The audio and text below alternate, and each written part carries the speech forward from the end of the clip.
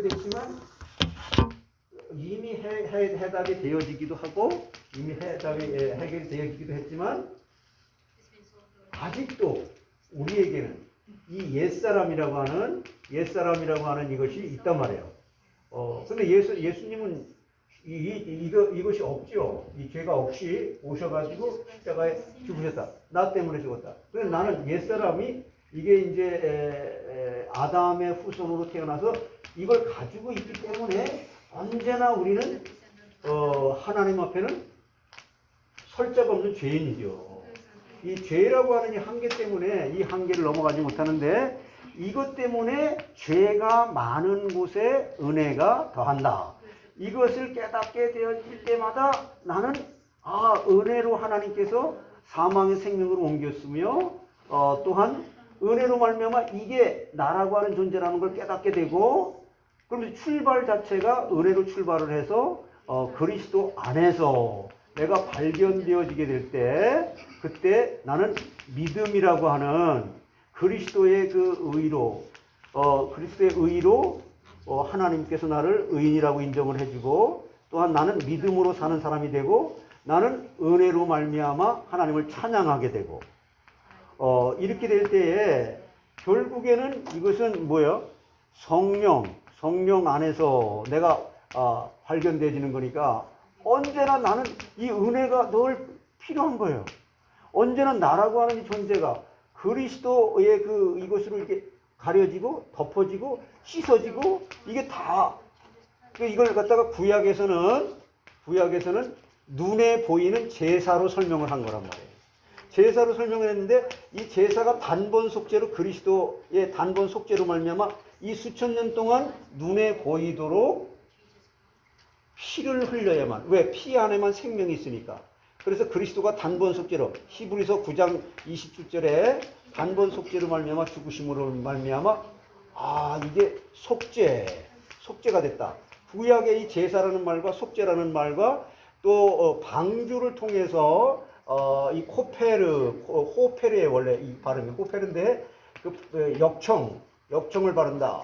역청이나 속죄나 제사라고 하는 요 히브리어 단어 하나님께서 이렇게 계시해 주신 속죄라고 하는 단어는 무슨 뜻이냐?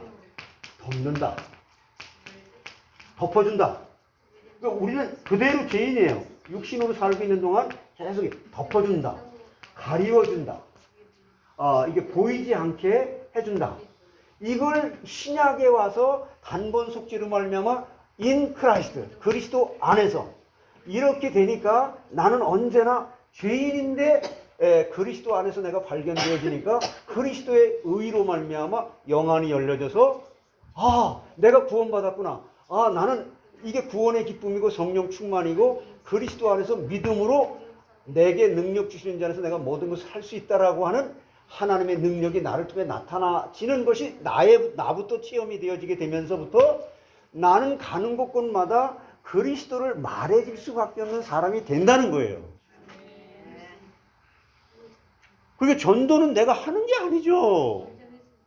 자꾸 뭘 배워서 이렇게 그거는 이제 이렇게 되기까지의 과정에서 걸음마를 뛰기 위해서 그렇게 이제 훈련을 시키는 거죠. 이렇게 해서 이렇게도 한번 전해봐라. 저렇게도 전해봐라.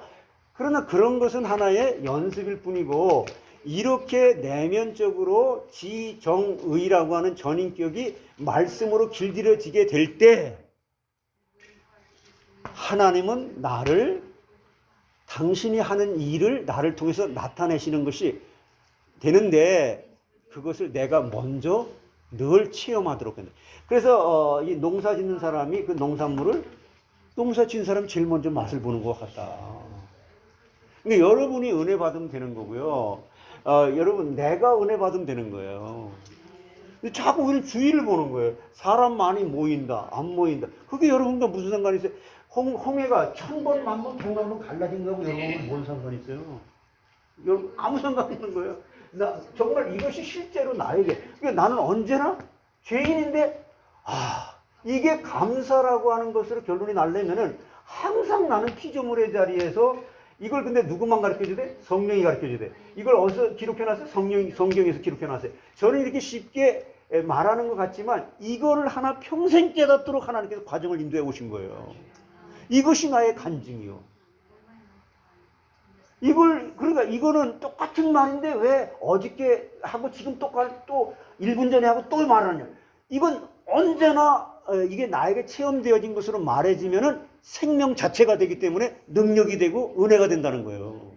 세상 것은 두 번만 더, 근데, 아이고, 뭐 똑같은 거예요. 그것은 사람의 생각에 나의 옛사람의 반응에서 나와지는 나의 차원, 인간의 차원에서 보는 것이고, 인간의 차원에서 듣는 것이고. 하나님의 말씀은 이렇게, 성경이 이거 얘기하는 거거든요. 시대마다, 사람마다, 시대가 다르고, 사건이 다르게, 저 스피커하고 뭐 이 컴퓨터하고, 물건은 물건인데 다르잖아요.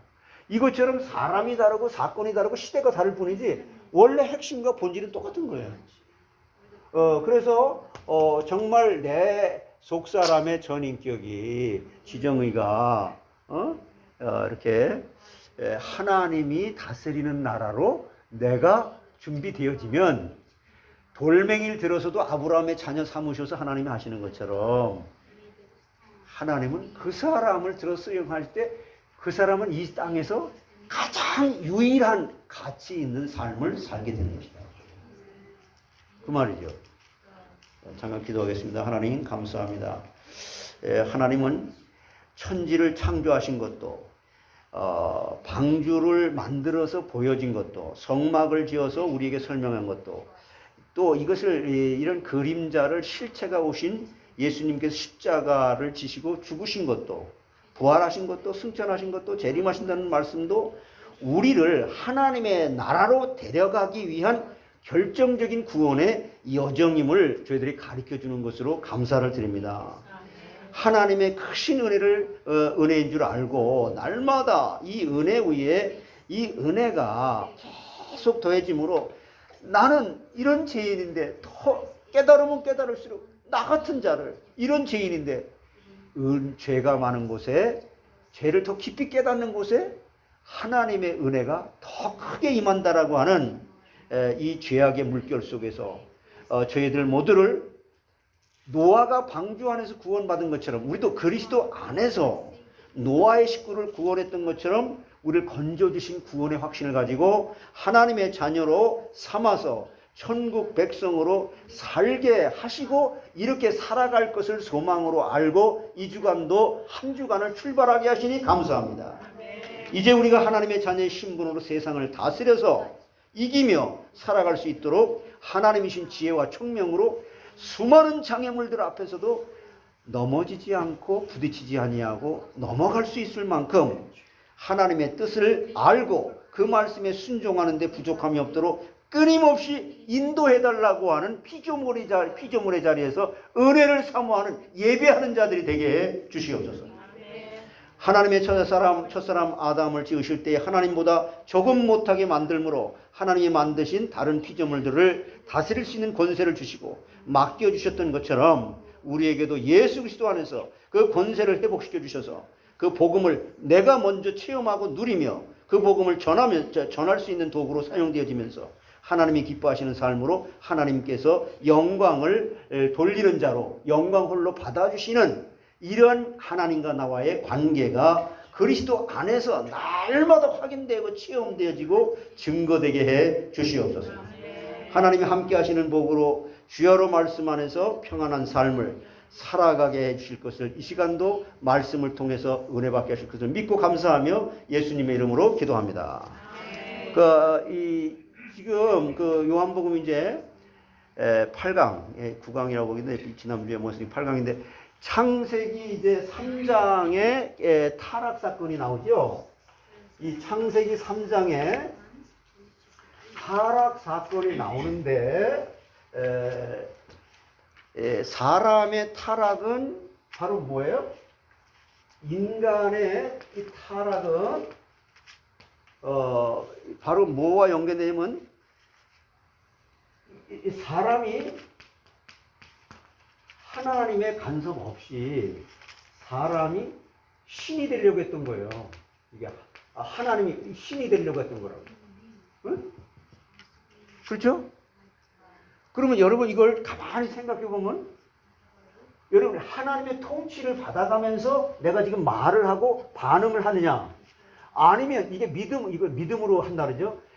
그냥 나 그거 옛날에 들었어 내가 알아 뭐 이것으로 말하냐 이거죠. 타락이라는 건 사람이 신이 되려고 했던 거예요. 그러면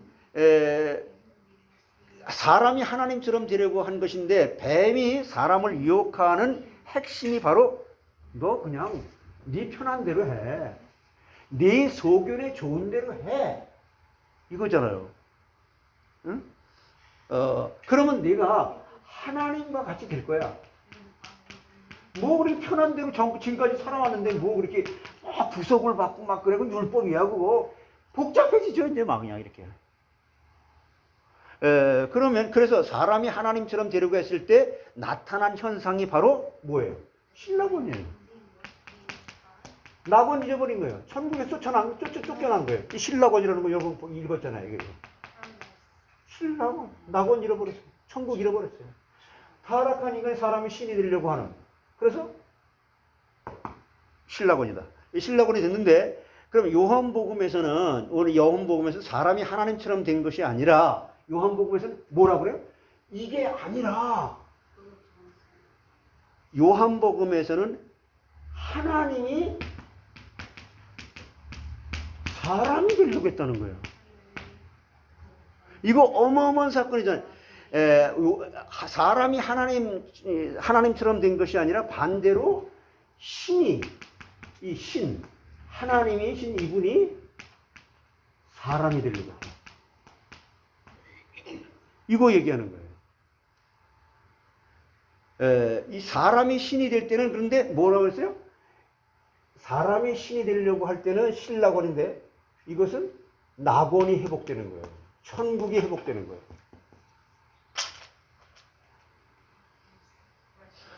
이건 천국과 지옥이죠.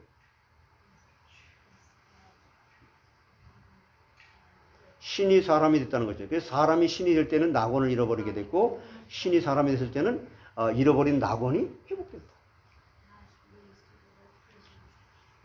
이것이 성경을 뭐라 그래? 이것은 요한복음에서 좋은 소식, 복음이라 그러죠? 이걸 유앙겔리온 그러는 거예요. 유앙겔리온. 해보세요. 유앙겔리온. 유앙겔리온. 예, 유한이 아니라 유앙겔리온. 이게 헬라 말로 유앙겔리온이라고 하는 거예요. 그래서 우리 기독교인들이 신학을 조직신학이다, 성경신학이다, 하는 분들이 많은데 조직신학이 중요하죠. 조직신학 중요한데 그 조직신학에서 가장 중요한 것이 핵심이 뭐냐? 기독론이에요. 아니 그러면 다른 신론은 그럼 덜 중요하냐? 종말론은, 교회론은, 구원론은 그런 게 아니라 기독론을 통해서 모든 걸 다 할 수 있는 거예요.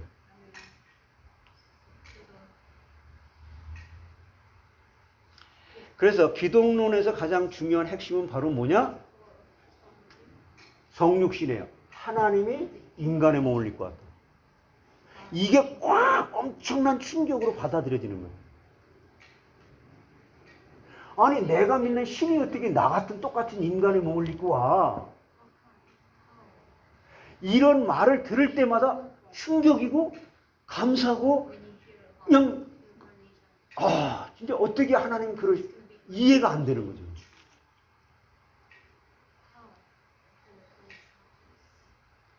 근데 우린 그거 아는데? 그거 아는 건데? 아니 이건 날마다 새롭게 깨달아져야 되는 거예요. 이게 생명이기 때문에. 이건 성령이 깨닫게 해주시면 되는 거니까.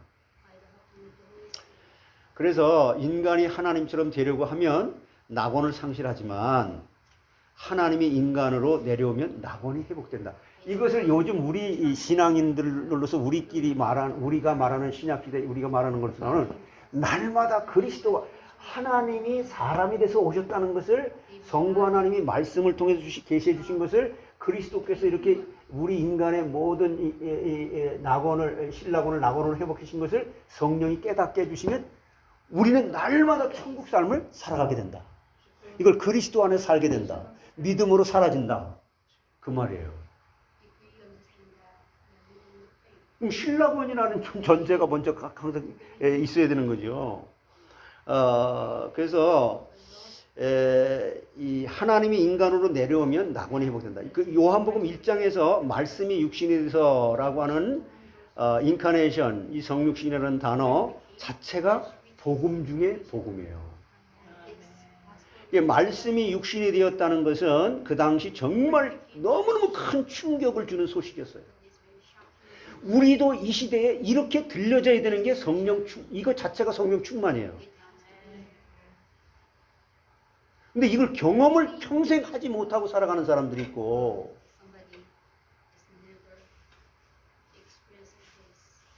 그러면요, 내가 지금까지 알고 있었던 것들이 하나도 알고 있었던 걸 지식이 되질 않고 전부가 가르쳐 준 것조차도 우리는 내가 하나님 노릇하면서 십자가의 원수 노릇을 할 수밖에 없는 죄를 깊이 있고 넓게 깨닫게 되는 거예요. 그러면서 동시에 그것이 그리스도로 딱 커버가 되면서 영광과 은혜가 충만한 상태의 믿음의 상태로 들어가는 거예요. 그랬을 때 주는 그리스도시요 살아계신 하나님의 아들이십니다. 그러면서 거기서 찬양이 나오고 감사가 나오고 입에 담아준 말씀이 내 입술이 도구가 돼서 말씀이 막 선포가 되어지는 거예요. 전도는 쉬운 거에 되어지는 거예요. 오직 성령이 너에게 임하시면 권능을 받고 예루살렘과 온 유대와 사마리아 땅까지 이르러 내 복음의 증인이 되라. 그러지 않고 되리라. 다른 것은 눈에 밝아. 요렇게 해야지 저렇게 해야지. 근데 사람의 마음은 상하게 하질 않아. 그런데 진짜 말씀이 탁 들어가면 그 사람 속의 것이 확 드러나는 거예요.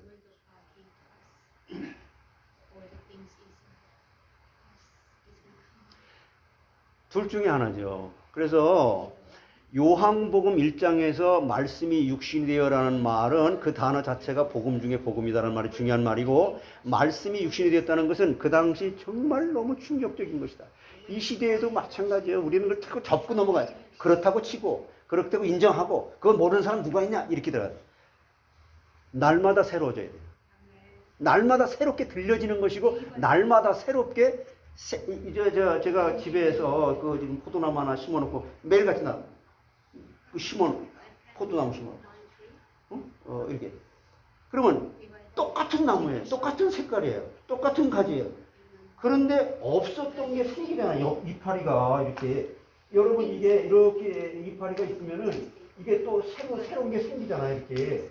근데 여기 조그만 게 보이지 않게 여기까지 있던 게 내가 끈을 여기 매놨거든요. 이게 나와가지고 똑같이 이런 게 생기는 거예요. 없던 게 생기는 거예요. 생명은 이렇게 자라는 거예요. 근데 왜 10년 전과 20년 전하고 똑같대요? 뭔가 문제죠. 안진뱅이로 있는 게. 겉사람은 후피하지만 속사람은 날로 새로워지는 거죠. 10년 전에 전도가 못했어도 지금은 전도가 되어지는 경험을 해볼 수 있는 거잖아요.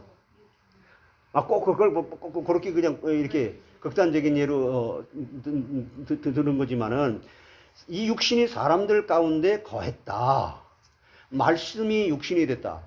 육신이 됐는데 이 육신이 사람들 가운데 거했다.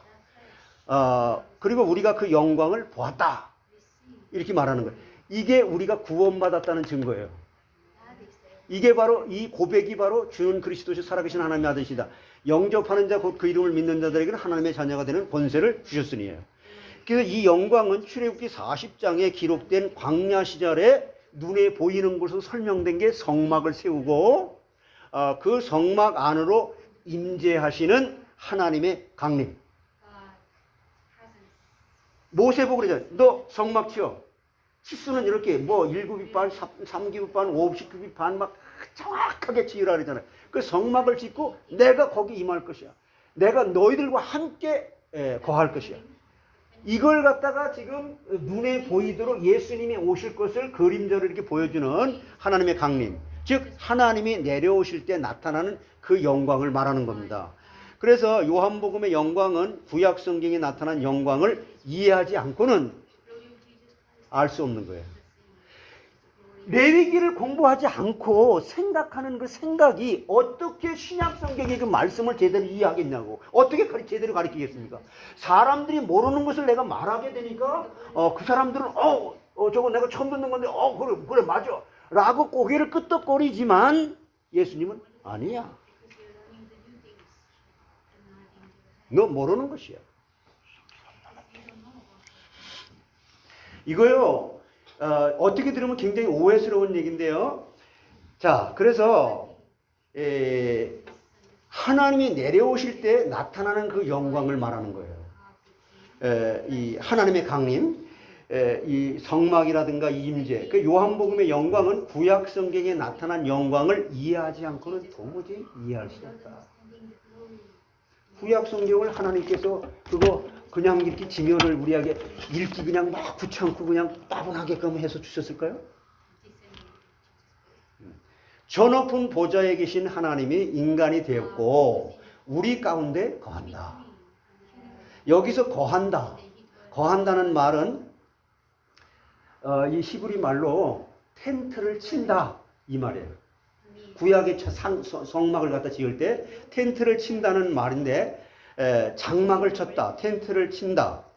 이것이 출애굽기 40장에 있는 광야 시절의 성막에 임재하기 위해서 내려오신 하나님의 영광, 하나님의 강림의 영광을 설명하는 겁니다. 자, 한번 출애굽기 25장 8절을 한번 읽어보세요. 출애굽기 25장 8절. 여러분이 이 말씀을 들으면서 이래서 예수님이 오신 게 이렇게 구약에 눈에 보이는 이것이 눈에 환하게 우리 육신의 눈은 눈에 보이는 걸 통해서 보이지 않는 것을 알 수 있는 거니까. 출애굽기 25장 8절 찾으셨나요? 같이 한번 읽어보세요. 내가 그들 중에 거할 성소를 그들이 나를 위하여 짓되. 그렇죠? 이것이 지어진 것이 이렇게 하나님이 그들 중에 거할 성소를 그들이 나를 하나님을 위해 짓되 이것이 지어진 것이 출애굽기 40장 8절에 지어진 거예요. 출애굽기 40장 8절에 한번 보세요. 또 뜰 주위에 포장을 치고 뜰 문에 휘장을 달고 이렇게 그들이 하나님이 주신 식양대로 성막을 만들어가고 있다. 그런데 출애굽기 40장 34절을 보시면 이렇게 말하죠.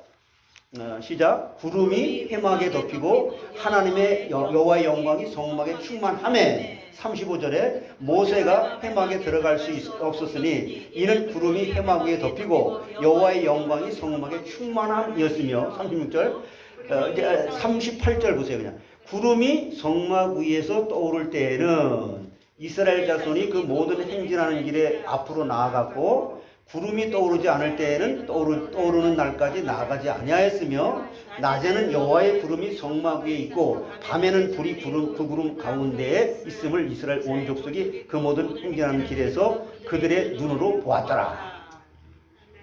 그러니까 여러분 이 말씀을 읽을 때 그때 눈에 보였잖아요. 성막을 지어놓고 구름 눈에 보이는 그 구름이 떠오르는구나.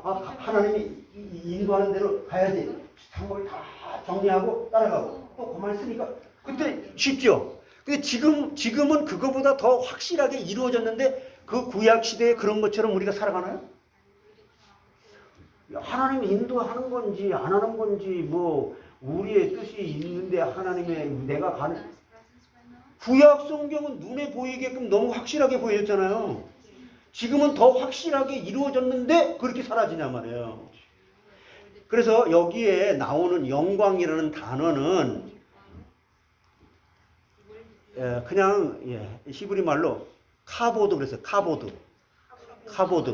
카보드가 이게 하나님의 영광이라는 단어인데 무슨 말이냐면 무겁다라는 뜻이에요. 영광이라는 단어의 뜻이 원래 뜻이 무겁다. 자, 그것은 구름이 하늘에서 내려와서 빽빽하게 가득 차 있을 때 사람들은 놀라운 것을 경험하게 되는 거예요. 구약을 한번 이렇게 상상을 해보세요.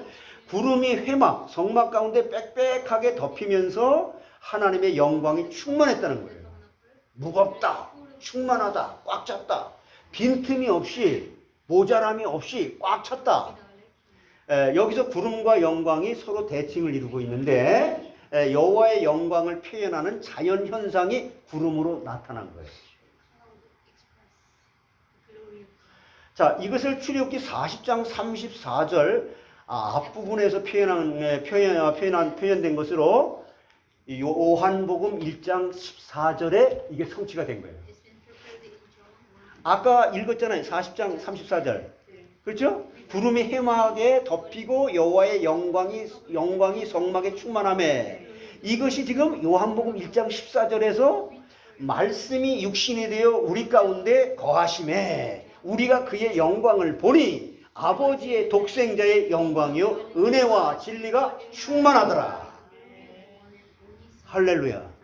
여러분, 이 말씀만 들어도 우리는 구약의 이 말씀이 신약의 예수님이 오심으로 말미암아 이렇게 성취됐구나 하는 하나님의 나라의 그 구약의 성막의 그 구름 기둥, 불 기둥이 떠나가지고 하나님이 함께 계시고 인도하시는 것을 눈에 보이도록 가이드처럼 이렇게 지금은 아예 그분이 성령으로 예수님이 여기 우리 안에 들어오셔서 우리를 안에 개인적으로 다 함께 계시면서 인도하는데 이게 그렇게 실제적이냐는 말이에요.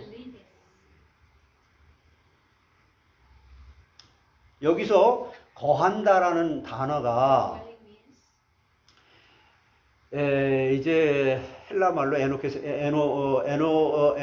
에스케노센이라고 말하는데 이걸 문자 그대로 번역을 하면 천막 혹은 장막 안에 거한다.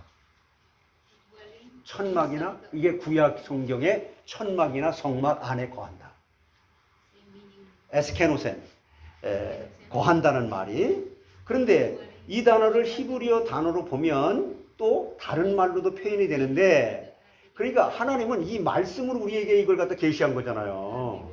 근데 이것을 하나님이 이걸 마이크라고 지우개라고 이걸 하나님 말씀해 놨는데 이걸 자꾸 마이크로 얘기를 하는 거예요. 그게 우리의 정서에 맞으니까. 근데 사람들은 또 그게 이해가 잘 되고 잘 알아들어지고 은혜처럼 들려져요. 이게 보통 심각한 게 아니죠.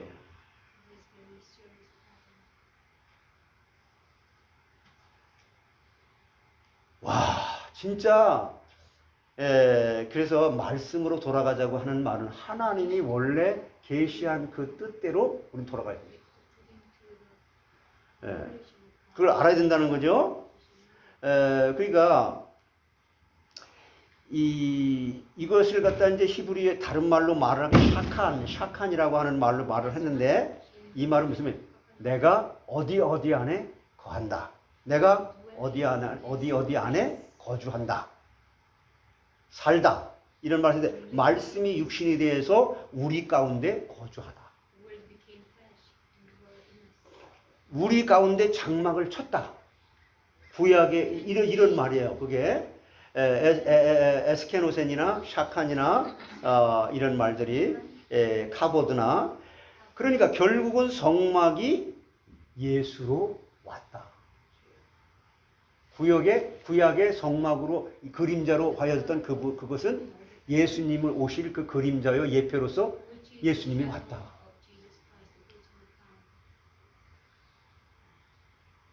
예수께서 이 땅에 오셨다는 그 자체가 성막, 곧 성전이라는 말이에요. 그래서 예수님이 바로 장막이고 성막이고 성전이다. 한번 따라서 예수님이 바로 장막이고 성막이고 성전이다. 그거 실체니까.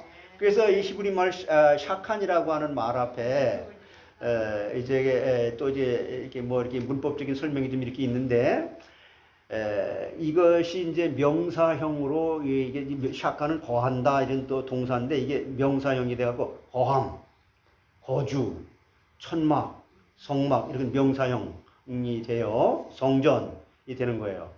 성막을 성경에 바로 맞게 올바르게 이제 그리는 경우가 이거 그래서 한국에서 성막을 갖다가 그리는데요.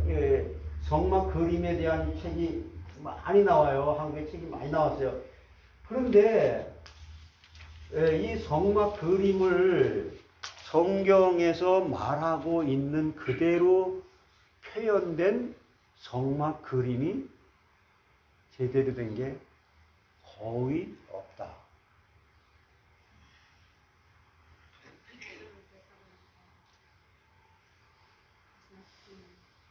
그래서 그 사람들은 그럼 무식하고 나는 똑똑한 이런 말이 아니라 지금 시간표가 이제 그런 것 같아요. 그러니까 결국은 성막이 예수로 왔다. 예수께 성막을 성경에 바로 맞게 그린 경우가 없는데 성막을 한번 그려보고 만들어 보는 거. 이번에 내가 변순보 목사님에서 한번 산에 올라가서라도 아니면 여기서라도 성막을 제대로 한번 눈에 보이도록 예수님을 어떻게 설명하는지. 거의 책을 내가 참 한 27권을 갖다 참고했어요. 근데 제대로 성경적으로 설명해 놓은 게 없어요. 그러면 자 보면은요, 성막에 울타리가 있으면 그 울타리의 기둥이 총 몇 개냐? 이게 성막이라고 하면요, 이게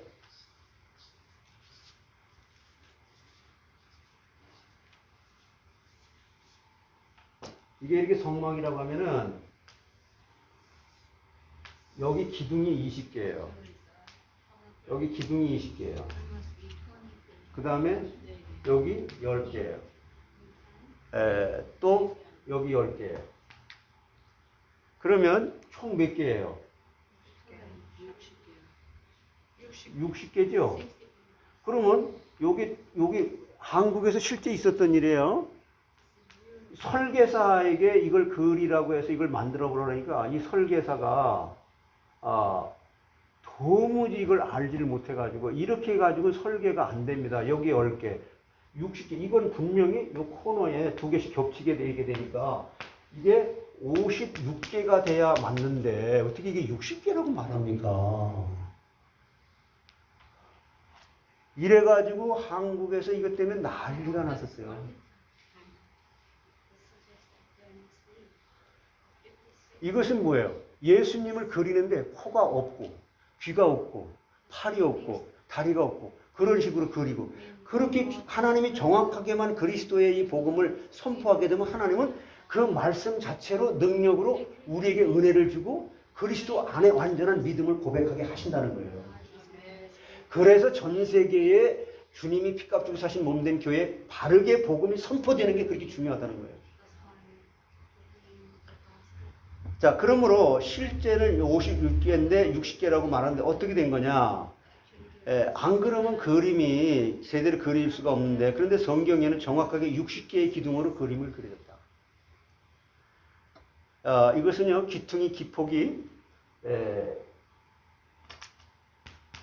1규빗 해가지고 이 가로 세로가 여기 1규빗 여기 1규빗 이렇게 기둥이 되어지는 요것을 이제 생각을 하지 못해가지고 하나님께서 천막 가운데 오신다고 말한 것이 이걸 하려면은 이걸 제대로 만들어보고 성막을 만들어보고 그러는 게 참 좋은데 이번에 기회가 될지 모르겠어요. 그래서 여기 이제 이렇게 여기 성막이라고 하는 건 여기 이제 지성소가 있고 여기 지성소가 있고 성막이 이렇게 있는데 여기에 제일 먼저 뭐가 있어요? 이 뜰이잖아 이게 지금 여기 이게 번제단이잖아요. 번제단이 있고 여기 물두멍이 있고 여기 이제 성소로 들어가게 되면 성소 안에 제일 먼저 여기 왼쪽에 뭐가 있어요? 등잔대가 촛대. 그 다음에 여기 떡상이 있고 여기 분향단 있잖아요. 그 다음에 이 안에 뭐가 있어요? 법궤가 있고 시은자가 있단 말이에요. 이렇게. 그래서 여기 1년에 한 번 대제사장이 성소에 들어가서 제일 먼저 들어가서 여기에서 분향을 해요.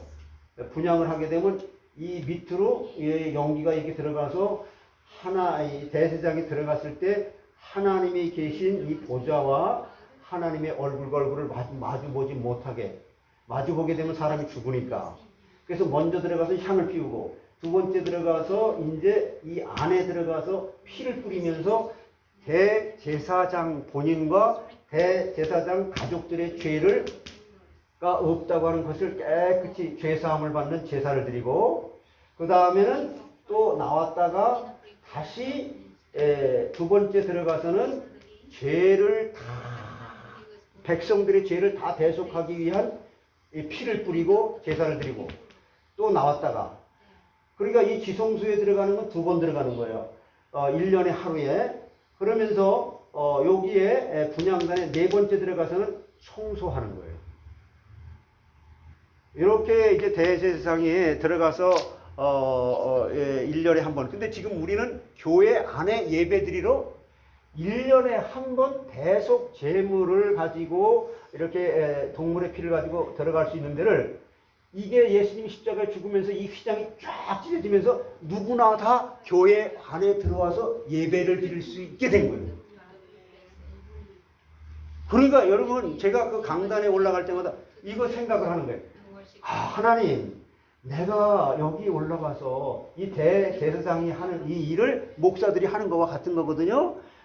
그러면 얼마나 하나님 앞에 두렵고 떨리는 마음으로 모든 사람들의 죄를 대해주는 정신과 의식은 이런 피를 뿌리는 의식은 없어졌지만 그때 당시에 정신과 그때 당시에 의식은 그대로 살아있는 것처럼 그런 자세로 하나님 앞에서 하나님께 주시는 말씀을 우리 입술에 담아주는 대로 이 선포가 되어지도록 성도들은 그 말씀으로 변화받고 은혜받고 또 속죄함을 받고 야, 나 같은 죄인을 살려주신 게 감사하구나. 이것이 날마다 그러니까 이게 이런 내용들을 주중에는 교리 공부나 이런 성경이 가르치는 것에 이런 걸 알고 성경을 읽어야 근데 이제 몇백 번을 들고 몇천 번을 읽어도 그 사람은 성경의 내용이 구슬은 많이 봤는데 구슬도 꿰어야 기술이라고 하는 꿰어지지 않은 구슬을 갖고 있으니까 다른 사람의 자랑거리가 못 되는 거예요. 그래서 제가 성경을 다독을 하는 것보다 정독을 하는 것. 그 대신에 정독을 하되 이것을 구속사적으로 이 언약의 흐름으로 구슬을 깨인 것처럼 삼위일체 언약을 믿는 믿음. 그런데 이 삼위일체 하나님이 인간과 어떤 관계냐?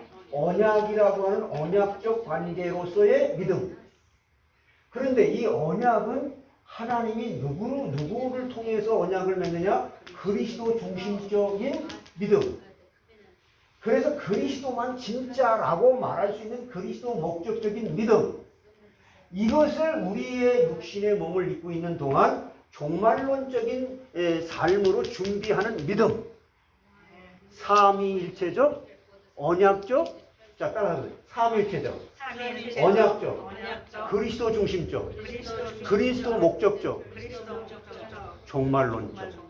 이렇게 전체적인 그림을 보고 성경을 부분적으로 들어가고 이해하고 공부해야만 우리가 성화의 과정으로 그리스도의 분량에까지 이르게 된다. 근데 안 해요. 그런 공부 안 해요. 그래서 하나님께서 천막 가운데 오신다고 말한 곳이 어디냐? 바로 시내산이고요. 하나님이 식양대로 지으라고 하고 그 하나님이 있을 집을 지은 곳에 내려오시겠다고 말하는 거예요. 시내산에서 모세에게. 그래서 이스라엘 백성들이 애굽에서 나와서 광야의 여정을 진행할 때 시내산에서 내려오셔서 그들과 언약을 맺은 거예요. 이 언약이라고 하는 것은 너는 이미 하나님의 자녀가 되었다. 이미 되었고 너는 이미 하나님의 백성이 되었다. 그래야 이제 언약 관계가 될 거 아니에요. 그래서 하나님과 함께 텐트 속에서 성막 속에서 나와 함께 살자. 이제 너희가 세상에서 애굽에서 그 우상을 섬기던 그런 문화 속에 살아가는 게 아니라 타락하기 전에 아담이 에덴 동산에서 살았던 것처럼 그 성막을 보고 에덴 동산이 생각나는 거죠. 그리스도 안의 세계에서 살자. 함께 살자고 하는 말씀이고요. 그것의 상징으로 이스라엘의 12지파들이 움직이는 가장 중앙에 성막, 회막이 있었던 거예요.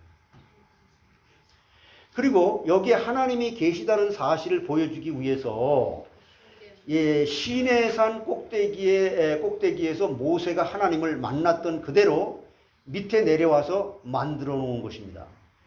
그래서 삼각형의 그림으로 밑에 이제 여기 시내산에서 하나님이 모세를 부르잖아요.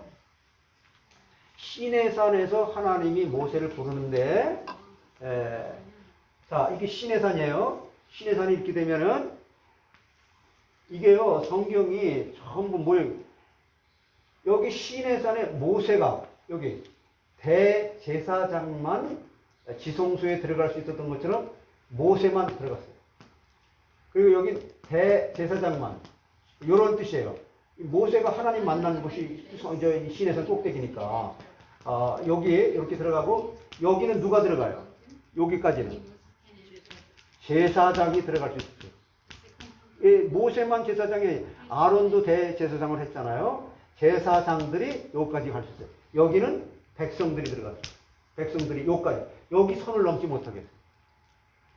그러면 성막에서도 마찬가지예요. 성막에서도 여기 이제 지성소, 성소, 여기 뜰인데 여기까지는 누가 들어와요? 백성이 들어와요. 여기까지 들어가요. 제사장이 들어가요. 여긴 누가? 대제사장만. 이게 평면도로 보게 되면 똑같은 거예요. 이게 이렇게 이제 이 구약의 눈에 보이도록 이것을 이해하게 되면요, 신약으로 들어가게, 이게 연결이 되어지게 되면 얼마나 은혜가 되는지. 그리스도 안에라고 하는 그 말이 추상적이고 막 그리스도 안에 그게 도대체 어디 속에 무슨 상자처럼 생긴 그 속인가, 이런 게 아니라 이런 것을 구약의 눈에 보이도록 상징적으로 보여준 것을 제대로 깨닫게 될 때, 야, 그리스도가 안에 교회에 예배드리러 오면서도, 야, 여기 대제사장만 들어갈 수 있었던 그 하나님을 만났던 것을 나 같은 죄인이 들어갈 수 있게 지금 된 만인 제사장이 돼서 들어갈 수 있다는 거. 이게 벌써 감사한 기본적인 마음이 돼서 예배를 드려오는 첫 자세가 돼야 된다는 거예요. 그런 사람이 예배를 드리면서 말씀을 들을 때에 불평불만이 있을까 없을까? 있을 수가 없죠. 그래서 하나님이 식양대로 지으라고 하고 하나님이 집을 지은 그 지곳에 내려오시겠다고 하시는 것이고, 그들과 이제 내려와서 언약을 맺었다. 언약이라고 하는 건 내가 너 하나님 자녀가 됐어. 이제는 너 애굽의 그런 세상에서 살 때 너는 애굽 세상의 그런 수준에서 그런 차원에서 살 너희가 아니야. 너는 하나님 나라에서 살 수 있는 하나님의 법을 지킬 사람이 뭐 이 세상 차원 이런 것은 충분히 뛰어넘고도 남을 내가 주는 지혜를 가지고 세상을 다스리고 정복해라. 너는 그런 존재야. 이걸 지금 말하는 거예요. 자, 그래서 너는 이미 하나님의 자녀가 됐고 너는 이미 하나님의 백성이 됐다. 하나님과 함께 텐트 속으로 나와 함께 살자. 이런 것이고, 시내산 꼭대기 모세가 하나님을 만났던 그대로 밑에 내려와서 이걸 만들어 놓은 거예요. 여러분, 교회 안에 들어올 때도 이런 걸 생각을 하게 될 때, 야, 내가 그리스도 안에 있는 거야.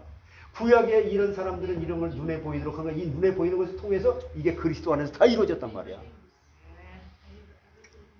그래서 이제 여기서 하나님이 계시다는 사실을 보여주기 위해서 시내산 꼭대기에서 모세가 하나님을 만났던 그대로 밑에 내려와서 그걸 만들어 놓았다. 이런 삼각형의 그림, 이 산 그림에서 밑에부터 올라가는데 평민, 제사장 중에서도 모세만 올라가는 꼭대기 칸이 있었다. 이것은 시내산 자체도 뜰, 성소, 지성소로 구분이 되어 있었고 시내산에 구름이 내려와서 그 구름이 내려온 가운데서 그 구름 속에서 하나님이 모세를 만났었다. 그 여러분 이미 하나님이 나와 함께 계신 이 사실이 이런 눈에 보이는 이 구약의 이런 말씀을 통해서도 다 확인이 되어지는 그런 말씀이 선포되는 빛 앞에 주님 앞에서 주님의 말씀의 빛 앞에 우리가 이게 확인되는 거예요. 그러면서 뭐라 그랬어요? 이스라엘 백성들이 야 내가 애굽에서 말이야 그 노예 생활하고 있었는데 채찍에 맞고 그냥 뭐 때려서 죽이면 그냥 죽임을 당하고 그 우상 숭배하고 야 이 하나님의 나라의 법은 야 정말 멋지구나. 야, 하나님은 진짜 우리가 어떻게 내가 그런 노예 출신에다가 그런 세상 문화 속에서 사단에게 종로로 타던 건데 하나님의 나라에 하나님의 법을 나 같은 자에게 주고 이걸 지킬 수 없는 걸 또 지키게끔 해서 나를 하나님 자녀 삼아 주시고 야 너무 감사하다. 이러한 현상을 보고 사람들은 여기에 하나님이 계시다는 사실을 알 수 있었다는 거예요. 따라서 구름이 뜰 때 움직이고 구름이 서면 서는 거죠. 이게 우린 신약시대는 성령의 인도죠. 그러므로 그들은 하나님을 따라 움직여 나갔다. 그리고 성막이나 성전이라는 원래의 뜻은 하나님이 우리 가운데 거주한다 그 말이에요. 성막이나 성전이라는 말의 원래 뜻이 히브리 말 하나 지금 하나 다 이게 그거 뭐 여기서 지금 써가면서 설명할 수 없고 그런 뜻이에요. 그래서 즉 우리가 예배하는 교회당을 성전이라고 부르는데 정확하게 말하면 그것은 성전이 아니라 그것은 예배하는 예배당이에요. 여기는 성막도 성전도 아닙니다. 그러나 성전은 하나님이 우리 가운데 계신다는 뜻이에요. 그리고 그때 바로 하나님의 영광이 나타나서 하나님이 우리와 함께 한다는 것은 무엇이라고 하느냐? 대부분 사람들은 쉐키나, 임재, 하나님의 임재라고 하는데 그러니까 하나님의 임재의 영광이라는 거예요. 아니 나 같은 것에 어떻게 하나님의 임재, 하나님의 영광이 이게 임한다는 말이야? 그런데 이 쉐키나라는 단어는 아까 얘기했죠. 샤칸, 거주한다는 의미로 같은 단어인데 이것을 문자적으로 말하면 거주 혹은 안주한다고 하는 거예요. 그래서 하나님께서 임재하시는, 하나님께서 거주하시는 바로 그 자체가 영광을 의미하는 거예요. 여러분이 하나님이 나와 지금 함께 계신다. 하나님의 영광, 임재, 이게 같은 말이에요. 그러므로 하나님께서 이스라엘 진영 가운데 세워진 성막에 내려오셔서 거주할 때에 때에 나타나는 그 영광의 빛을 가리켜서 하나님의 임재의 영광이다. 그러니까 예수님이 이 세상에 오셨을 때 그것이 바로 쉐키나, 예수님 자신이 이 땅에 임재, 즉 오셨으니까 영광이 나타났다. 이것을요 여러분이 깨닫기만 하면요 사단은 내가 누굴 미워한다, 뭐 싫어한다, 우울하다, 아니면 근심이 된다, 걱정 이런 것이 아예 그냥 없는 상태가 된다는 거예요. 모자람이 없는 상태가 된다는 거예요. 아 내가 이걸 어떻게 해결하지? 이건 벌써 이게 삐뚤어 간 거예요 벌써 이거는. 샬롬 해보세요. 샬롬 이렇게 하잖아요. 그 샬롬이라는 말이 뭐예요? 살롬 죽을 놈 할 때 그런 게 아니라 샬롬. 그것이 뭐냐면 전혀 나를 기쁘게 하는데 0.0001%도 모자람이 없는 상태, 부족함이 없는 상태, 그걸 샬롬이라고 말하는 거예요. 그게 하나님의 영광이라고 하는 거예요. 나타난 그 상태를. 그래서 요한복음 1장 14절에서 영광을 헬라말로 독사라고 독사. 독사가 영광이라는 말이에요. 뱀 이름이 아니고 그 저기 이 독사 독사라고 해요. 이렇게 이 독사 이렇게 하는데 이 헬라 말로 그러는데 여기에 나타난 영광이 바로 구약 성경에서 하나님이 나타난 임재의 영광을 말하는 쉐키나를 헬라 말로 그리스어로 독사라고 번역을 한 거예요. 그러나 요한복음이 이 영광을 구약의 쉐키나의 영광으로 말하는 책이 별로 없어요. 아쉽게도.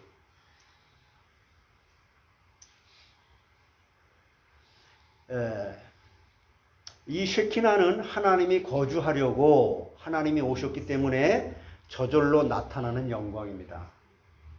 마치 빛이 켜지면 저절로 밝아지는 것은 당연한 일이잖아요. 그러니까 여러분이 은혜를 받았다. 이 말씀을 말씀대로 성령이 깨닫게 하시면 내가 뭐 특별히 기도를 막 해서 근심이 없어지는 게 아니라 이렇게 그분이 나에게 이 성령이 깨닫게 해주심으로 말미암아 말씀이 깨닫게 해주심으로 말미암아 그냥 사라지는 거예요. 빛을 비추면 어둠이 사라지는 것처럼 내 마음속에 근심 걱정이 사라지는 거예요. 이걸 은혜라고 그래요. 나 이거 걱정이 되는데 뭘 하지? 이건 잘못된 거예요. 내가 뭘 하기 때문에 기도했기 때문에가 아니에요. 하나님의 은혜를 받았기 때문에 우리는 기도할 수 있는 것이지. 그래서 이 쉐키나는 이렇게 하나님이 거주하려고 하나님 오셨기 때문에 저절로 나타나는 것이다.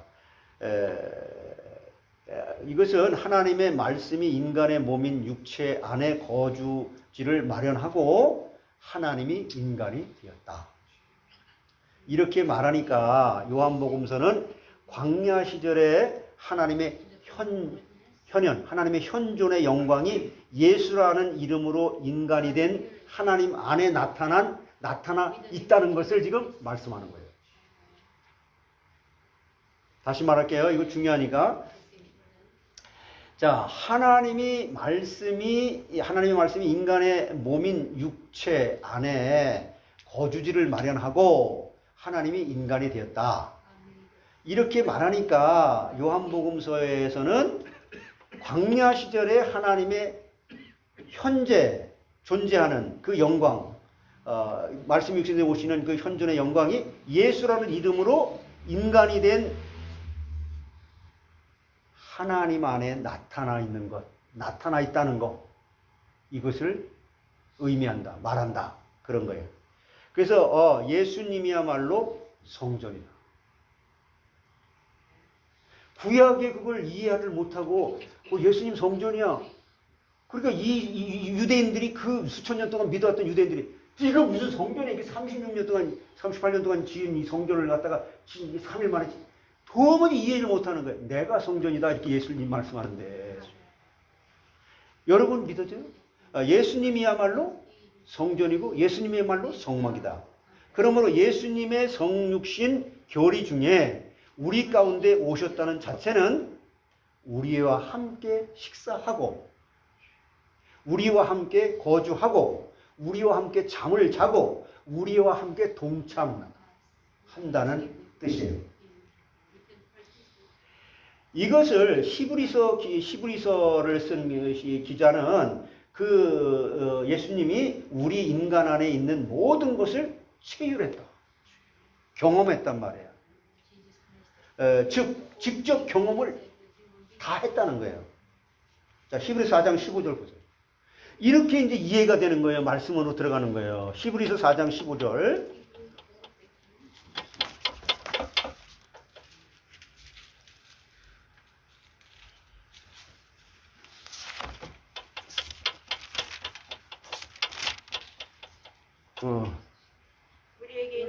우리에게 있는 대제사장은 우리의 연약함을 동정하지 못하실 리가 아니요 모든 일에 우리와 똑같이 시험을 받으시는데 죄는 없으시다. 그게 유일한 분이잖아요. 우리에게 있는 대제사장이 누구예요? 예, 그러니까 이 말씀을 한번 여러분들이 읽으면서 뭐가 생각이 나요? 야, 내가 근심 걱정할 게 없네. 근데 내가 그래도 근심 걱정이 되는데 왔다 갔다 하니까 내가 혼돈스러운 거지 대제사장 된 그리스도가 혼돈스러운 게 아닌데. 그때 아버지 나 좀 도와주세요. 이게 무시로 성령 안에서 기도하는 거예요. 여기서 예수 그리스도가 성전이고 또한 예수 그리스도와 연합한 자들이 곧 성전이에요. 고린도전서 3장 16절 찾아보세요. 고린도전서 3장 16절 찾았나요?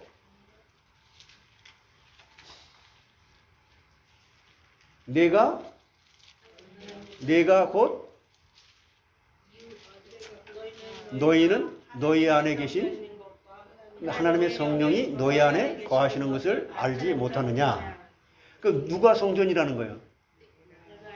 내 안에 누가 계시기 때문에. 예. 그러니까 예수 그리스도가 성전이고 또한 예수 그리스도와 연합한 자들이 바로 여러분이잖아. 그 성전이잖아요.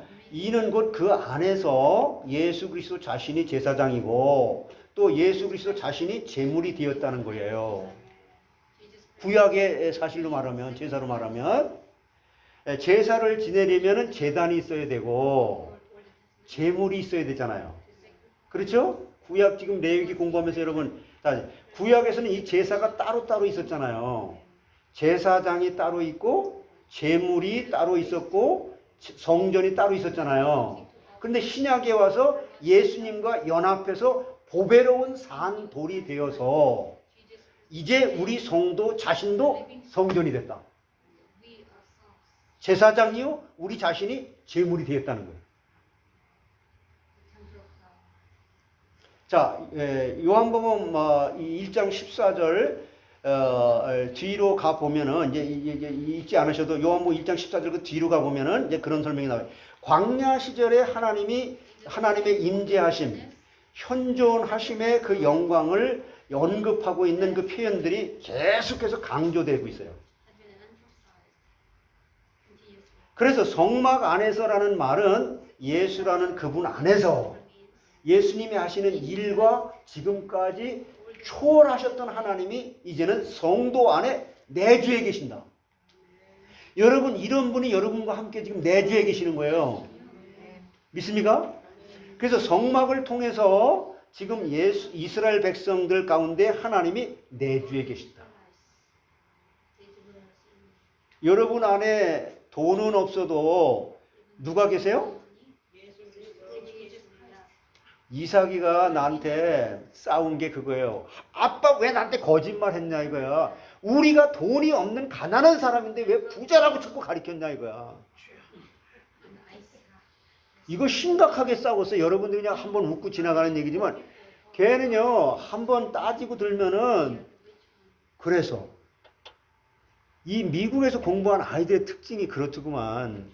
그 우리 이제 그 육촌 형이 우리 집에 왔는데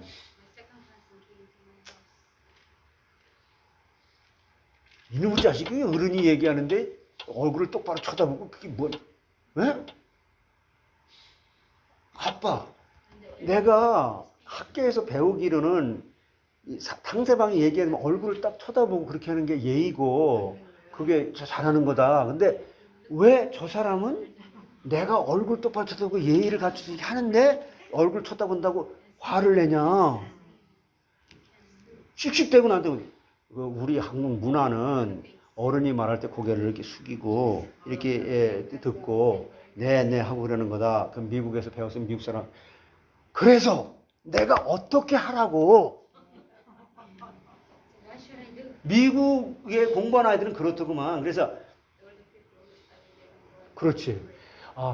미국 사람들 만났을 때는 얼굴 쳐다보고 있고 한국 사람들 만났을 때는 이렇게 하고 오케이 I see.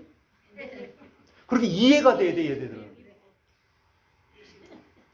이게 가정에서는요 간단한 것 같지만 걔네들한테 심각한 거로 옳고 그런 걸 분명하게 해달라는 거예요. 이스라엘 백성들이 성막 안에서 하나님과 만나는 것처럼 우리 성도는 예수 그리스도 안에서 하나님을 만나게 된 거예요. 그럼 하나님 만났습니까? 하나님 만난 사람의 표정은 그냥 벌레 씹은 것처럼 이러고 만나나요?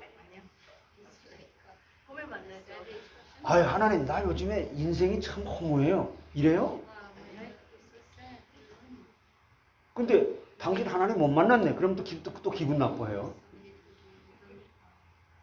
그럼 뭐라고 얘기를 해야 돼요? 못 만날 수도 있어요. 하여튼 우리 오셨다 그냥 가실 수도 있어요. 이스라엘 백성들이 성막 안에서 하나님과 만나는 것처럼 그리스도 안에서 하나님 만나는 거예요. 이게 그리스도 안에서 믿음이라는 거예요. 예? 그러므로 예수님을 본 그 사람은 하나님을 본 것이다. 성막에 들어가게 가면 언약궤가 있었다 그랬잖아요. 언약궤가 있는데 그 언약궤 위에 뭐가 있었다 그랬어요? 속죄소. 속죄소가 있단 말이에요. 여기서 죄를 속한다는 의미는 무엇이냐면요. 빨래를 빨듯이 죄를 깨끗하게 씻어낸다는 의미예요. 그러니까 우리 마음속에 그런 죄의식이 없고 허무함이 없고 이런 세상적인 것이 전혀 없도록 그리스도의 영광의 빛이 능히 그걸 새롭게 해주신다는 거죠. 그걸 은혜라고 말해요. 은혜. 죄를 덮는다는 의미가 되는 거고 씻어낸다는 의미가 있는 거고 그래서 속죄소라는 의미가 바로 덮는다는 거죠. 여러분 아무리 크게 내가 실망스러운 세상에 일이 있어도 결국엔 난 천국 가는 거예요. 응? 참 죽을 일 쌓였구나 그래도 천국을 가는 거예요. 그래요 안 그래요? 조금 일찍 가고 늦게 가는 것 뿐이에요. 정말이에요? 그리고 언약궤 안에 말씀이 기록된 돌판이 있었다 했잖아요. 그리고 정확하게 여러분 알아요. 이 성막 안에 이 지성소 안에 이 법궤가 있었다 했잖아요. 이 법궤 안에는 십계명 말씀의 돌판만 있었어요. 그리고 아론의 쌍난 지팡이하고 또 하나 뭐예요? 만나는 이 법궤 옆에 있었던 거예요. 근데 거의가 여러분 다 이 세 가지가 있었다고 나도 그렇게 배웠어요. 말씀만 있었어요. 말씀만 있었다고. 그러니까 이렇게 잘못 가르친 하나님은 역사할 수가 없었던 거죠. 그러니까 이 두 가지는 이 말씀만 이 안에 있었는데, 이 법궤 안에 있었는데, 그러니까 자꾸 신비주의가 들어오는 거예요. 출발 자체가 아론의 쌍난 지팡이, 만나, 일용할 양식, 말씀만 있었다고. 이거 나중에 좀 자세하게 좀 할 시간 있으면 그때 하고. 그래서 여기서 중요한 거 지금 말씀드렸습니다. 이 법궤 위에 뭐가 있었다고요? 속죄소 이렇게 천사 이렇게 있는 속죄소가 이거 따로 있는 거예요. 이게 붙어 있는 게 아니에요. 이걸 금 한 덩어리를 가지고 이렇게 만든 거예요. 천사. 그래서 요 쉬운데 이거가 이 뜻이 뭐라고요? 원래 히브리 말로 덮는다. 또 뭐 한다고요? 씻는다.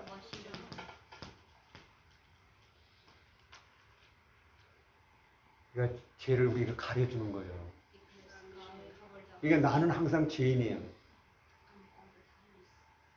근데 그 죄의식으로 살아가지 않을 만큼 하나님은 우리를 그리스도의 의로 덮어준 거예요. 그러니까 내가 죄인이라고 하는 것이 언제나 전제되지 않으면 우리는 은혜를 받을 수 없어요. 이해가 돼요? 죄가 많은 곳에 은혜가 더한다. 그래야 우리가 완전치 못하고 죄를 져도 언제나 덮어주기 때문에 우리는 은혜로운 거예요. 이걸 모르는 사람이 죄 덮어줬잖아. 왜 근데 나한테 자꾸만 그냥 뭐라 그래? 그건 아직 이걸 모르는 거예요. 이걸.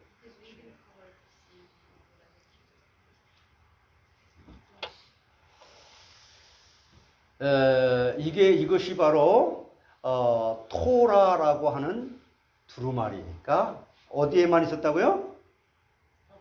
법궤 안에. 그리고 만나, 그리고 아론의 쌍난 지팡이, 이것이 세 가지는 모두 기념물이라는 거예요. 그리고 상징적인 것입니다. 훗날에 이스라엘 백성들이 광야 시절을 마치고라도 항상 궤 옆에 그것들을 두었었다는 거예요.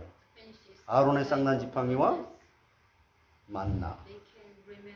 여기서 길이 없던 광야 시절에 그 이스라엘 백성들을 인도했던 것들, 그 길이 없었던 광야에서 그들을 인도했던 토라, 법궤 안에 있었던 말씀, 하나님의 가르침, 이 교리는 지금 현대 시대를 살아가고 있는 우리로 하여금 바로 그 이스라엘 백성들과 동시에 시대에 우리를 살도록 하는 것처럼 우리를 인도하고 계십니다. 인도하십니다. 그러니까 이 말씀 공부가 얼마나 중요한 거냐고. 그리고 그때 만나를 주었던 하나님이 지금도 말씀의 만나를 먹여주고 있다. 먹을 것이 없던 광야에서 사람이 떡으로만 살 것이 아니라 하나님의 입으로 나오는 모든 말씀으로 살 것이라. 그런데 신명기 8장 3절에 보세요. 신명기 8장 3절. 그걸 인용한 거거든요. 마태복음 4장에 나온 말씀은 이 신명기 8장 3절의 말씀을 인용한 거예요. 같이 시작. 너를 낮추시며 너를 줄이게 하시며 또 너도 알지 못하며 내 조상들도 알지 못하던 만나를 내게 먹이신 것은 사람이 떡으로만 사는 것이 아니요 여호와의 입에서 나오는 모든 말씀으로 사는 줄을 내가 알게 하려 하십니다. 그러니까 여러분 여기서 좀 중요한 것이 뭐냐면은 입으로부터 나오는 모든 말씀으로 살 것이라 했잖아요. 사실 모든 말씀이라는 것은 구약 신명기 8장 3절에 히브리 원어에는 없어요. 그러면 그러나 우리는 말씀이 없는데 말씀이라고 모든 말씀이라고 이렇게 하는데 그러면 이것이 왜 그랬는지 어떤 영향을 받아서 이렇게 말씀을 번역했는지 우리는 알아야 될 거 아니에요. 영어 성경을 보게 되면 every word 이렇게 번역을 했어요. 그러면 이것은 이 영어 성경의 이 모든 말씀을 뭐라고 번역했다고요? Every word. 그 every word라고 하는 그 말은 이 영어 필체가 이렇게 좀 눕혀서 썼어요. 이렇게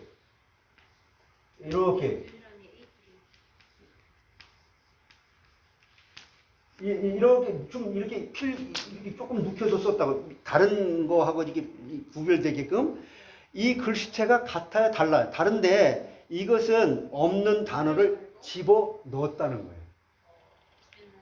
이 영어 성경은 그렇게라도 표현을 해놨어요. 근데 한국말 성경은 그냥 당연히 언어에 이렇게 없는 것을 있는 것처럼 이렇게 해놨어요. 자, 그러면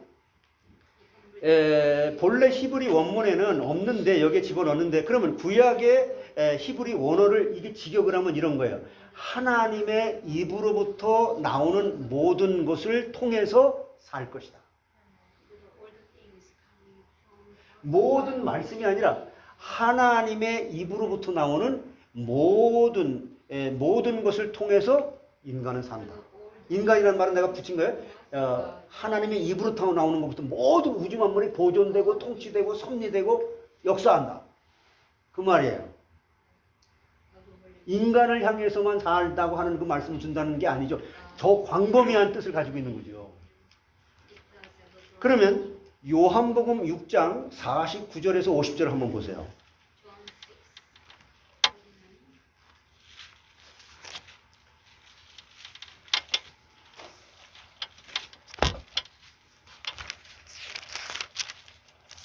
요한복음 6장 49절에서 50절 같이 찾았나요? 네. 시작. 너의 조상들은 광야에서 만나를 먹었어도 죽었거니와 이는 하늘에서 내려오는 떡이니 사람으로 하여금 먹고 죽지 아니하게 하려는 것이니라.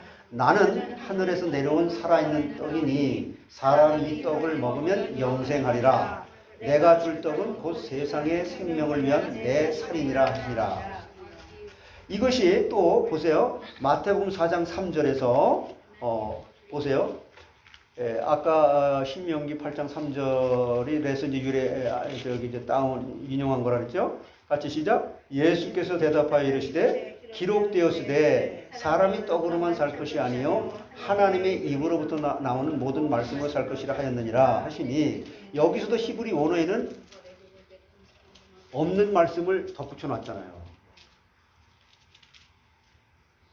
그럼 이 히브리 원어에는 하나님의 입으로부터 나오는 모든 것으로 살았다. 이것은 하나님이 보여주시는 그 자체의 모든 것을 말하는 거예요. 뭐를 얘기한다고요? 하나님이 보여주시는 그 자체의 모든 것을 말한다. 다시 말하면 예수님이 이 땅에 오셔서 말씀하시는 것 말고 예수님이 친히 보여주신 삶, 예수님이 친히 보여주고 가르치신 교육의 모든 것을 말하는 거예요.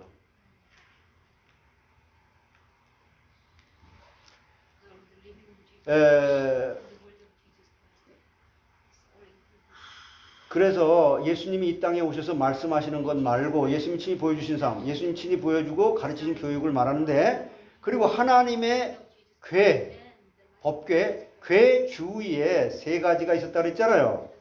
주위에 두 가지, 저 안에 그 말씀이 있고, 그것 중에 죽은 나무에서 새싹이 난 아론의 쌍난 지팡이, 그리고 하나님의 궤 주위에 또 뭐가 있었어요? 영원한 생명을 주신 이 말씀, 그게 이제 법궤 안에 있었고, 우리가 교회에 예배하러 나왔을 때 하나님이 나에게 영원한 생명을 주신 것을 기억하기 위해서 나온 거예요. 예. 다시 말할게요. 하나님이 우리와 함께 한다는 것을 기억하기 위해서 그것을 놔뒀다는 거예요. 그걸 두셨다는 거예요. 법궤 안에는 말씀을, 또 하나님이 실제로 역사하셨잖아요. 이 말씀은 그대로 성취가 된다고 하는 이 아론의 쌍난 지팡이하고 만나를. 그래서 하나님의 놀라운 구원의 사역 속에 내가 직접 들어가서 나도 거기에 한 일원이 돼서 그것을 경험할 수 있는 너야! 이렇게 말하는 거예요. 예배를 드리면서 우리는 이러한 놀라운 복을 확인하는 거예요. 그게 은혜로 주어졌다는 거예요. 우리 예배 드리면서 싸우잖아, 우리는. 이게 예배라는 거예요. 예배 한번 드리면 모든 수고하고 무거운 짐이 싹 내려놔지는 거예요. 우리 한번 그런 예배를 드리자고요. 우리 교회가 그런 예배를 드리자고요. 한 주간 동안 수고하고 무거운 짐이 다 내려왔는지. 이렇게 설교 시간에 말씀으로 은혜를 받게 하기 위해서 속속들이 세세하게 주중 예배 동안에 이런 말씀을 다 구석구석 이렇게 다 이 모양 저 모양으로 우리 공부하는 거예요. 예배 한번 드리고 나면 우리는 모든 것이 다 회복돼야 돼요.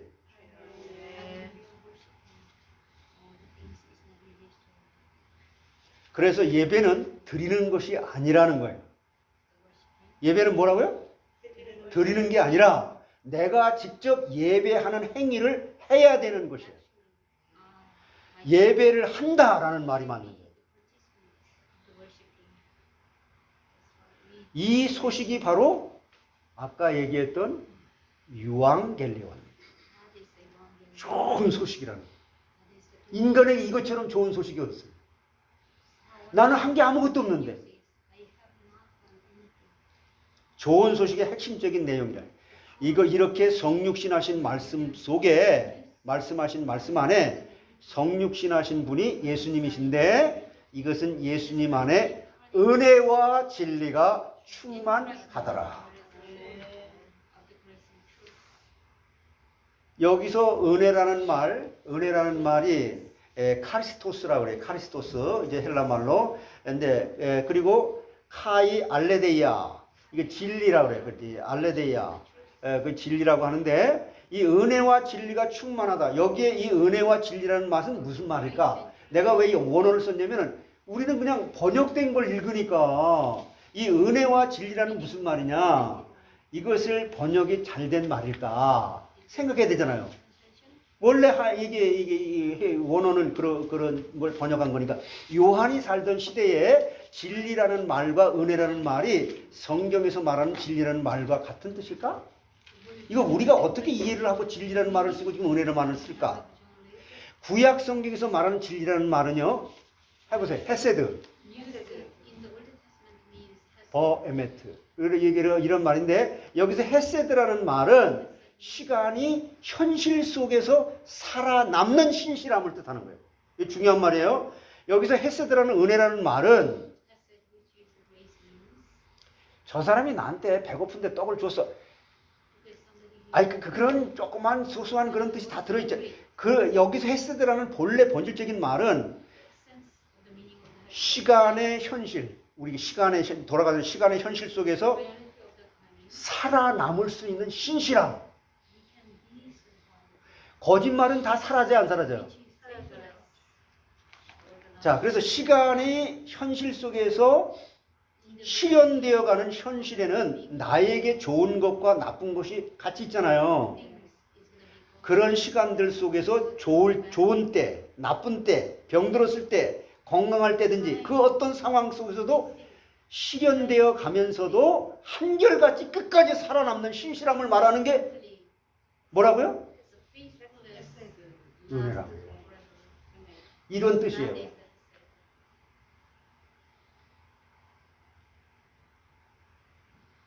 우리는 단어 설명만 들어도 은혜가 되잖아.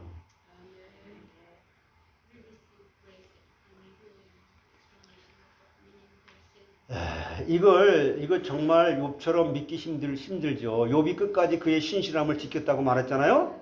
나쁠 때도 끝까지 지켜나간다는 것은 힘든 거예요. 사람의 힘으로 안 되는 거예요. 그리고 한번 약속을 하면 끝까지 그 약속을 지키는 상태. 변함이 없는 한결같은 지속적인 노아가 그런 충성의 상태. 인간들은 이것을 할 수 있나요, 없나요? 못해요. 그런데 그렇게 할 수 있는 사람으로 내가 너를 인정해 줄게 라고 믿을 때 그렇게 사라진다는 거예요. 좋을 때는 좋은데 나빠지면 그냥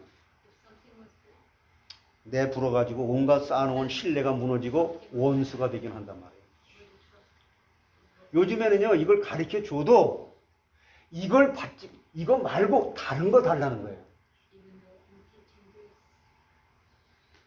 변함이 없는 애정, 변함이 없는 친절이 있어야 되는 거죠. 이것이 인간에게는 없어요. 하나님에게만 있어요.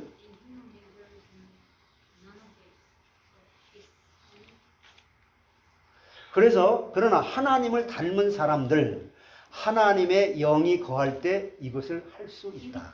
이게 빌립보서 4장 13절이에요. 뭐죠? 내게 능력 주시는 자 안에서 내가 모든 것을 할 수 있다. 그러니까 이것도 보세요. 내가 그렇게 할 수 없다라고 하는 게 전제가 됐을 때 이렇게 되는 것이지. 이렇게 하면 돼. 저렇게 하면 돼. 그래서 순교자가 순교를 할 수 있는 거예요.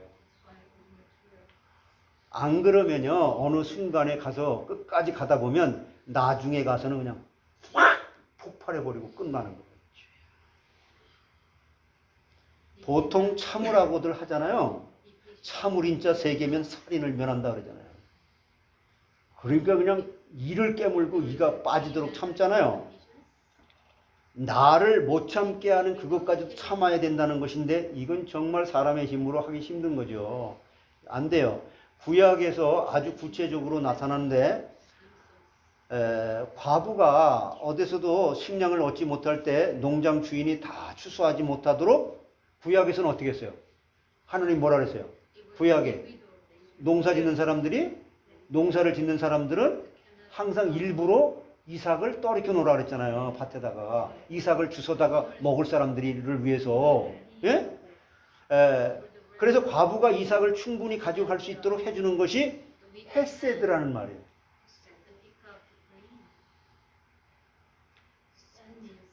과부가 좋은 짓을 했건 과부가 나쁜 짓을 했건 저 사람은 도와주면 안 돼.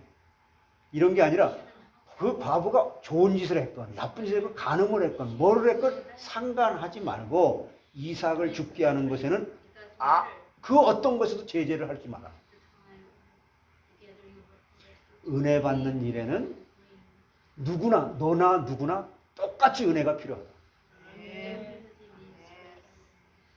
그러니까 이 헤세드라는 말 것이 보통 말이 아니에요. 헤세드 해보세요. 나는 헤세드가 필요합니다. 언제나 필요합니다. 항상 필요합니다. 이제 안 잊어버릴 것 같지만 또 잊어버릴 수 있으니까 여러분은 예배의 승리를 해야 돼요. 잊어버리는 게 그게 인간에겐 당연한 것이고 정상적인 거예요. 그래서 그러므로 헤세드는 상대방의 행위를 보지 않는다는 것이에요. 상대방이 뭘 보지 않는다고? 행위를 보지 않는 거예요. 즉 나와의 관계를 고려하지 않는다는 거예요. 나에게 손해를 끼친 사람이냐, 나에게 이익을 준 사람이냐, 그 어떤 조건이나 상황 속에서도 이해타산이 없다는 거예요. 그 인간이 그렇게 할 수 있어요, 없어요? 아니 어떤 때는 되는데 그거는 말할 게 없어요. 안 되는 거예요. 그거는 100만 번 하다가 한 번 칠 수 있는 건 안 되는 걸로 인정되는 거예요. 그러니까 인간은 할 수 없는데 하나님은 하실 수 있다. 하나님은 하실 수 있는 그 차원으로 우리를 그리스도 안에서 부르셨다. 그래서 내가 자랑될 수가 없는 거죠. 변함없이 애정을 표현해 주는 것이 헤세드란 말이에요. 이것을 단순히 카리스토스로 번역하는 것은 진리, 카리스토스로 번역하는 것은 생각해보고 그 의미를 깊이 우리가 묵상해보고 기도해 나가면서 깨달아가야 되죠. 그리고 이 헤세드는요, 항상 에메트라고 하는 말하고 같이 쓰여져요. 왜 자꾸 제가 이게 원어를 얘기하냐면 하나님께서 계시한 그 본래 그 말씀이 그러니까 그걸 뜻을 또 제가 설명해 드리니까 이 에메트, 헤세드는 무슨 말과 같이 쓰여진다고요? 에메트는 뭐냐면은 진실 혹은 참됨 아니면 성실 이런 단어야. 그러니까 헤세드는 비인격적인 단어야. 인격적인 것이 없어요. 헤세드는 은혜라고 하는 게.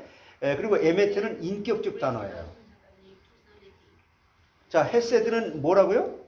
비인격적 단어고 또 에메트는 인격적 단어예요. 그래서 이것은 헤세드가 비인격적인 것을 에메트가 붙으면서 비인격적인 단어가 우리 인간의 삶 속에서 인격적으로 만나지게 되는 그렇게 해주는 거예요. 은혜와 진리가 그냥 은혜가 충만하다 그러지 왜 은혜와 진리가 충만하더라. 은혜는 뭐고 진리는 뭔가? 은혜는 뭐라 그랬어요? 진리는 에메트. 그래서 헤세드는 인격적인 단어고 에메트는 인격적인 단어다.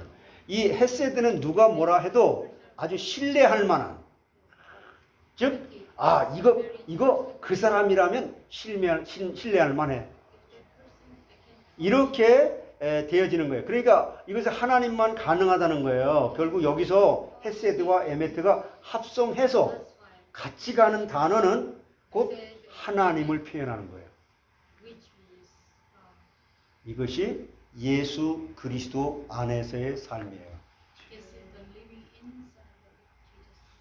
여러분 여러분 말씀만 이게 요한복음 다 이제 여러분 듣고 나면요, 야 내가 요한복음 한번 다시 읽고 은혜 받고 싶네 이런 생각이 들게 돼요. 말씀이 재밌죠?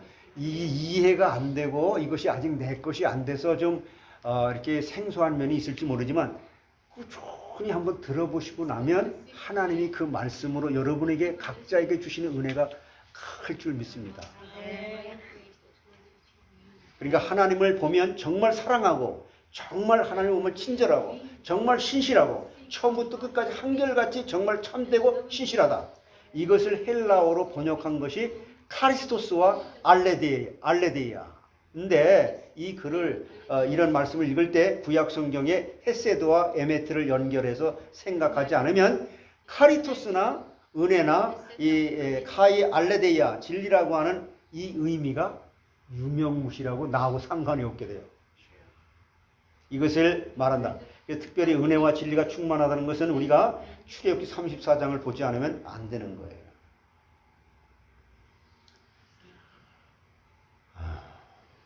시간이 많이 갔는데 참 마크 I love you. 참 마크 집사님 같은 분 참 이게 하나님이 참 많이 사랑하시는 분이죠. 감사합니다. 은혜와 진리가 충만하더라.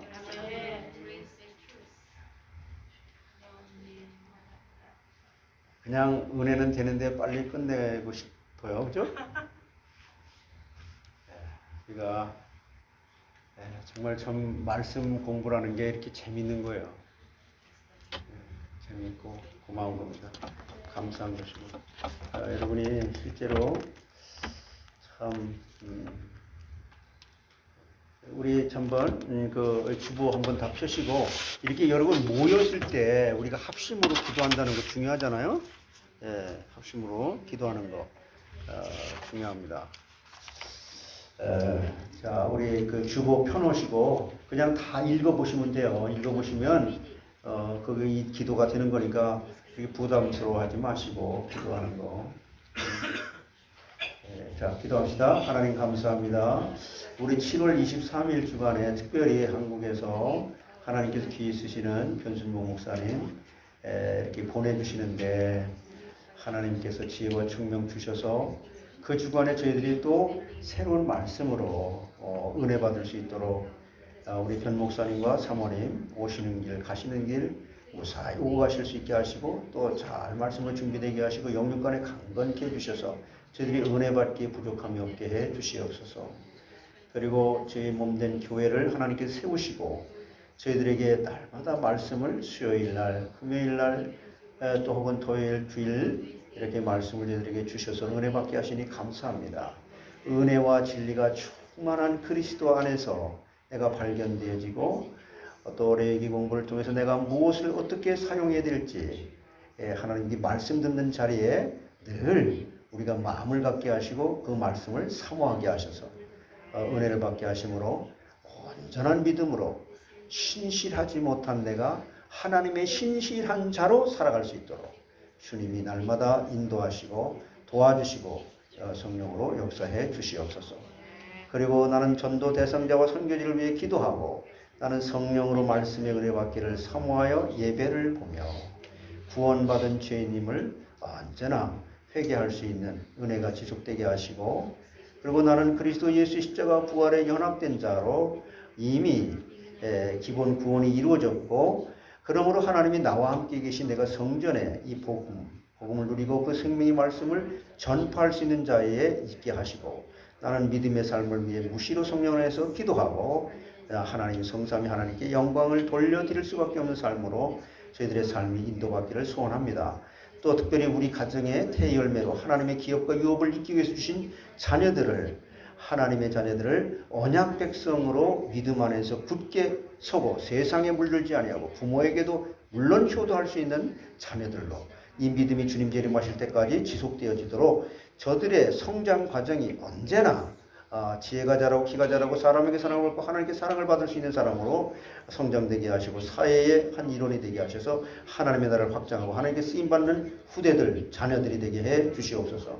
특별히 몸이 아파 정말 하나님 앞에 우리가 함께 예배드리지 못하는 연약한 자들 우리 송량희 사모님, 마크 집사님, 석정자 권사님, 강복규 권사님, 이계자 권사님, 정인혜 권사님 김소은 집사님, 오은영 장로님, 박석봉 집사님, 미셸 미게즈, 이 스위스의 이런 모든 분들 각각의 참 필요한 수술과 또한 여러 가지 연약한 부분 강건케 되어지는 그런 과정으로 저들의 영혼에 하나님의 은혜의 빛, 말씀의 광선이 비춰지게 하셔서 정말 외양에서 나온 소처럼 뛸 수 있을 만큼 하나님의 간증거리가 되도록 영광과 은혜가 충만케 해 주시옵소서.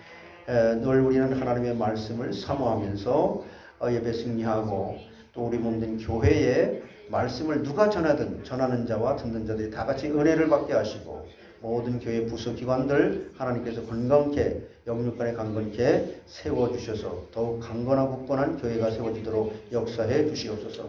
새신자로 등록했던 미아킴, 배충호 집사님, 김순호 집사님, 타미우, 김영희, 희선미, 성한승, 진도환, 노윤환, 하정윤, 또한 전도사장대로 하원과 이영명과 장치훈 이 모든 분들 그 영혼을 불쌍히 여겨주셔서 하나님께서 정말 쓰실 수 있도록 저희들은 기도할 뿐이 하나님 이들에게 은혜를 더해 주시옵소서.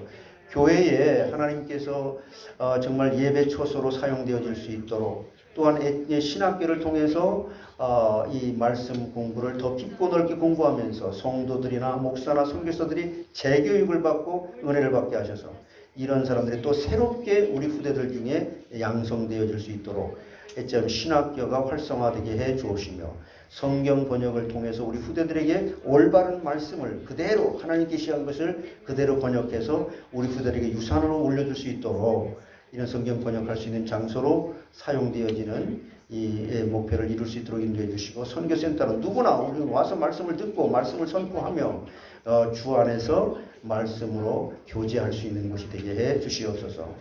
열방 선교 우리 이제 전도사님과 선교사님 하나님께서 그리스도의 이름으로 파송하신 교회를 통하여 파송한 선교사님과 전도사님들 국내와 국외의 전정고 목사님, 최익철, 오늘 알래스카의 또 심의 선교회 이순중 선교사님 부부, 변순봉 목사님, 또 한국의 네팔의 김덕환 선교사님, 김석훈 선교사님, 또 제클린 민 황보 볼리비아 선교사님 이 모든 분들 모든 선교지의 선교사님들과 이스라엘 나라와 세계 각국의 위정자들과 복음이 아직 전파되지는 불모지의 선교사들이 파송되어질 수 있도록 주님이 은혜 위에 은혜를 대주시고 특별히 이 찬양대 하나님께서 굳건하고 반석같이 세워주시죠.